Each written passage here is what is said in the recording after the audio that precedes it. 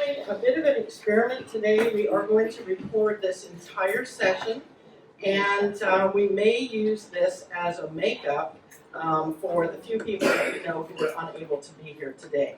We're going to stick them in a room, lock the door, and have a project. No food or drink, that's good. But at least that way they'll be able to have the opportunity of experiencing this. Anyway, good morning. Delighted to be here.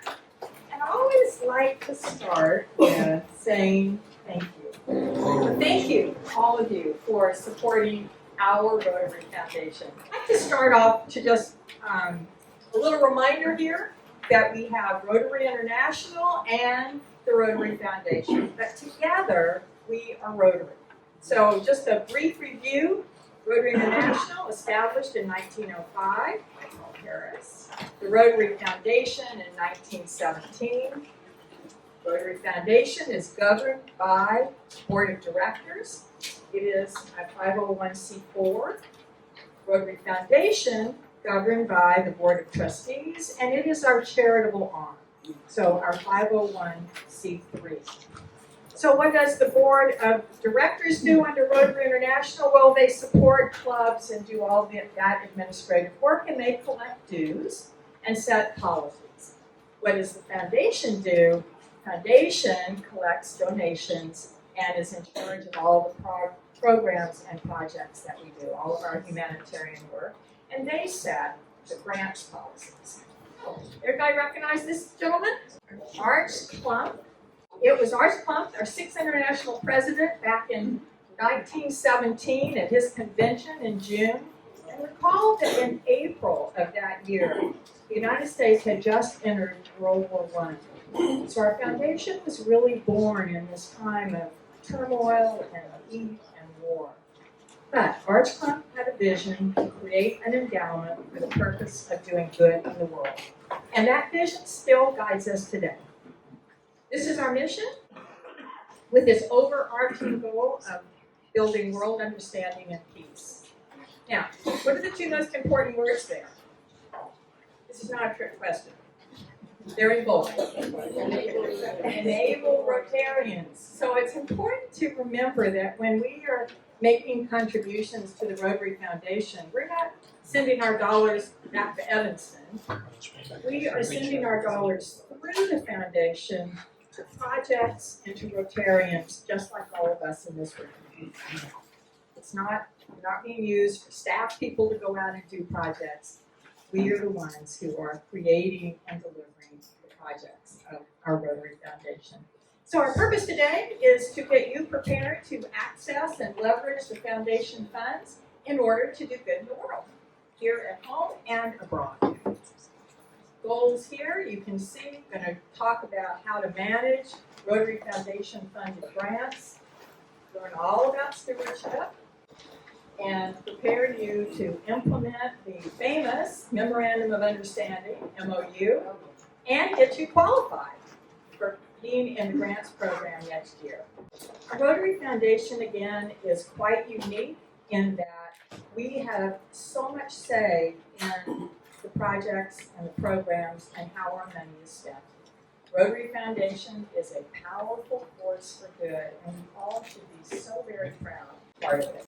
Our new vision statement, which I know you've seen, and I absolutely love it because I think it speaks so beautifully to the Rotary Foundation and our goals for creating lasting change, not only across the globe, but in our own communities, and then that really important phrase, within ourselves. I'm sure you've heard many times that the work of the foundation changes lives, and always one of them is our area. Giving, grants, and vibrant clubs, they all go together beautifully. Being involved in the Rotary Foundation is an enormous member benefit. It allows us to follow our passions, to create projects that make a difference, friendships, deepen friendships, new friendships. It really allows us to make our visions a reality. And, of course, it ties beautifully with membership and branding, the three essential elements. We're going to talk a little bit about guiding documents. These are in your packet. The Rotary Foundation terms and conditions. Wayne said we have first the terms and conditions. We then have the two MOU documents, one that the Rotary Foundation requires and the other one that our district requires.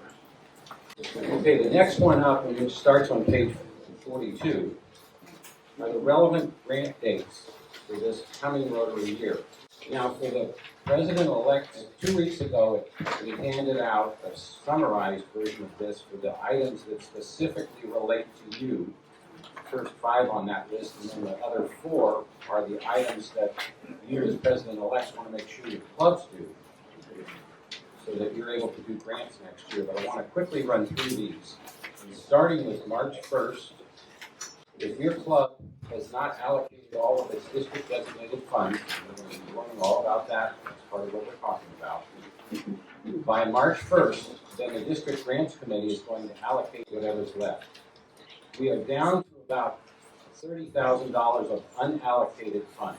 There are several clubs that have not given me any of the BDF allocation forms, and if they don't, then as I said, the grants committee is going to do that. So, if your club is interested in being sure that the money goes where you want it to go, as opposed to where the district grants committee says it's going to go, then you need to get me those forms before March 1st. Now that particular, what we are going to fund are those projects that are not fully funded at this point in time within our district.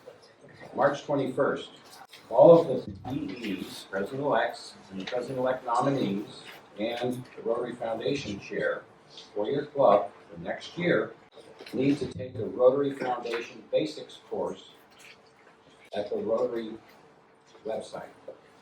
So you go to rotary.org, you log into My Rotary, then you go to the Learning Center until you get to Rotary Foundation Basics. You need to log into that, hit enroll at the bottom, and then that starts the process. If you can do it continuously, it's about a 45-minute time that it takes to go through that, and at the end you take a test. And you have to pass the test, because we're going to monitor that, and that's what's going to get you your account. So we can log on and find out that you did take it and that you passed it, and that's what we need to do. Okay, April 1st. 2 things have to happen on April 1st. First, your clubs have to submit their memorandums of understanding, both the foundation one and the district one, to Bill Gilmore, who we were introduced to earlier. And secondly, president-elects have to enter their goals for funding the annual fund share on the Rotary website, so that we have some sense of how much you plan to try and put in. Okay, April 20th, I'm going to try and get you an updated spreadsheet. We're going to go through the spreadsheet in a little while to show you how much is available for you on a projected basis for DDF for next year, so that you can plan out how much you want to use for district grants versus how much you want to use for global grants. Okay, May 1st, and this is something that you may not directly be responsible for, but somebody in your club is, and you need to be sure it happens. You need to have all of the district grant reports for this current year submitted online, so that Cindy can go through them and see that they're complete, and she'll let you know if they're not. But those have to be done by May 1st. And if you don't do them, your club won't be able to do grants next year. Okay? June 1st.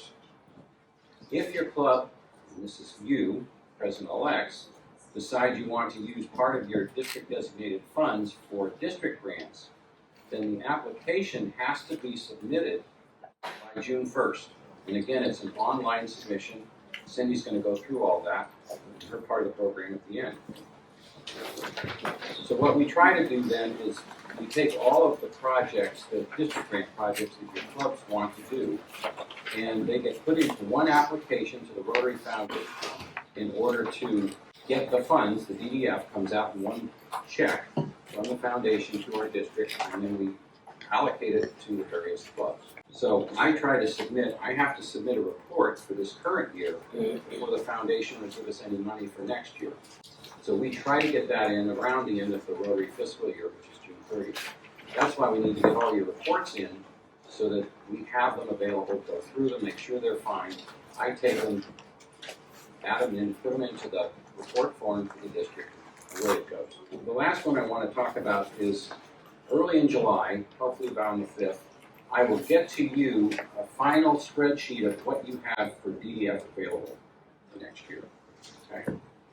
And that will be the operating document that we work on. All right, I want to quickly just tell you what is here for the rest of these documents. The next one are district grant policies, and that's from pages 44 to 48. 49 starts the district grant scholarship policy. So this is if you're using your district grant for a scholarship. It's not the global grant scholarship that you approved 2 weeks ago at PEPS 2. And then the final one I want to talk about right this moment is on page 55. This is the Rose Stone Foundation matching grant funds. Matching funds. So these are funds that Brian's family's foundation have available to match funds either that are coming through district grants, global grants, or just a club international project. But they have to be for international projects. They have to be for areas where there has been or is currently conflict, and there are some countries listed there, but if you think you've got another one you want to use, describe what it is and why. And there will be a match, subject to by Brian or his daughter, family, of the monies that are put into those projects, either through DDF or cash that's coming from your club. And we sometimes make exceptions to those specific requirements, but that's up to Brian to make sure that he agrees with it. If this is a good source of funding, if you're going to be doing a project, it can be for women's and children's health. It can be microcredit projects. It can be water and sanitation type projects. There are all kinds of things. Use your creativity. But again, the basic issues are it has to be in an area of conflict and it has to benefit women and children. Okay.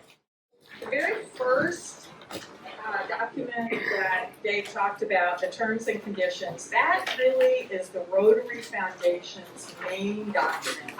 So if you are looking for what qualifies for this and that, that's the document to refer to. It does change, and so if you begin a global grant, it's always good to download a fresh one. That document right there is the real Bible grant policy. The last document here is the Global Grants Manual by the Rotary Foundation. We did not obviously copy that out for you, but you can download it, and it's, again, got great information in it. So now let's talk about guiding principles for a few minutes. So these are the things that are true for all grants, whether they are district grants or global grants. Have to relate to our mission. Must have the active participation of Rotarians. So for every grant, Rotarians need to be doing something besides just providing financial support. So whether you are helping write the grant or tracking the finances or working on public image activities or actually being hands-on at the location, all of those things count toward active Rotarian participation. You may not spend any money prior to approval, and that's true of both global and district grants. And really, really important to remember that because it will disqualify a grant if you spend the money ahead. You do have to implement your plan just as you wrote it out. So sometimes things do change, and that's fine. If it's a global grant, you call up the Rotary Foundation, your grant contact, and say, for whatever reasons, we would like to change this part of our plan, and they give you approval to do that. If it's for your district grant, then you contact your district folks. Obviously, you're going to adhere to the laws of the land where you're working as well as here, and proper stewardship, which we're going to talk about. Being sensitive to host areas wherever you are working, being sensitive to the people and traditions in that area. Proper use of Rotary marks. What is the Rotary mark anyway? Right, it's the brand, it's our logo and all the assorted pieces that go with that. proper signage on projects, and you'll see a little bit later, we've had a little increase in what we can spend on that. And this is new, following privacy requirements. There's a large focus, as you probably know, on privacy, and Rotary International is taking this very seriously. The piece of this that particularly affects us in the grant world is largely about pictures, taking photos of beneficiaries. You need permission to take a photo of somebody involved in your project, and if they are under the age of 18, you need permission of their parents. So it's a little bit of a new world for us. If you're putting together a global grant, the foundation is not accepting any photographs unless they ask you for them. So where in the past we might have uploaded a photo to show the needs in the area, part of the needs assessment, you cannot do that anymore. Yes. You need a signed off. So they have to understand. You need someone there to translate if you're working in another country with another language. Is there a Is there a document, a guiding document your district is putting out? The foundation has not. Did you work? It's on the RL website. It's on the RO website now. Perfect. So you can take a look at that. So the question is, if they're orphans or there are no parents, it's whoever has legal responsibility for the child. Okay? How long do you have to keep these documents? We're going to cover that, but all the important documents have to be kept for at least 5 years. Does this apply now? It applies now. Even our community service grants, it applies now. So it's a little bit of an adjustment for us, but it's a good thing. Let's talk about what grants cannot fund. And again, this applies to all grants. So you see some things here like purchase of land or buildings, excessive support. Here's our signage. You can spend up to $1,000 now. This number used to be $500, but it's gone up. So you can spend a little bit more money on signage. We cannot fund public relations activities. So grant funds are not used for those things. So if you had a district grant and you were wanting to redo your welcome to the community sign and our Rotary Club meets at whatever, and you wanted to refresh those, that's not something that grant funds would cover because that's considered a public relations effort. Okay, this top one is a really important one. Unrestricted cash donations to a beneficiary or a cooperating organization. Often, we Rotary clubs, and certainly in the past, you might have made a check presentation. Here's our big check for $2,000, and we're making it a presentation to the middle school for them to buy playground equipment. Cannot do that with grant funds. Grant funds have to be managed and controlled by all of you as Rotarians. So what happens is the school wants to buy the playground equipment, and they can give you a pro forma invoice, and you can pay from that. You can pay the supplier directly. You can reimburse the school, but it has to be based on the invoice. You can't just hand them over the money for them to spend. Can't spend any money before you're approved. Fundraising activities are not covered either. So if you're doing something that's basically a fundraising activity, that's not an appropriate use of grant funds. And we don't fund operating expenses of another organization. Effective grant management has proper financial controls, adheres to proper standards, meets the needs of participants. Now this is normally the word beneficiaries, but I put participant in especially. What does, in your mind, what's the difference between the word participant and beneficiary? So a beneficiary is on a receiving end, correct? Participant indicates someone who is involved. And that's what we really want our beneficiaries to be. We want them involved in the creation of our projects, the identifying of the needs, all of those things. So think in terms of participant. You're going to fulfill the objectives that you've set, and obviously you want to safeguard your funds. So stewardship, again, in bold here, Rotarian supervision, which means, again, you need to manage your projects and your money, providing the proper oversight and management, having good financial records, reporting any irregularities. Part of our obligation in being involved in grant-funded projects is that if we sense that something is not being done properly, we need to say so. And to say so, you can let your stewardship chair know, Bill, and sometimes things go all the way up to the Rotary Foundation to be checked out. Foundation takes stewardship, transparency, accountability very, very seriously. So it is our job to let somebody know if things feel like, there's something here that doesn't seem to be quite right. Timely submission of reports, those are very important as well, and we'll talk about that. Okay, so this is a little participatory recap, and what we're going to do is say together whether these are true or false statements. We're looking for characteristics of all foundation-funded grants. So the first one includes active Rotarian participation. True. Good. Aligns with the foundation mission. True. Allows unrestricted cash donations to another organization. False. No spending prior to approval. True. And Rotarians must manage the project and the money. True. Good, excellent. Because those are really key. If you have all those solidly in mind, you're well on your way.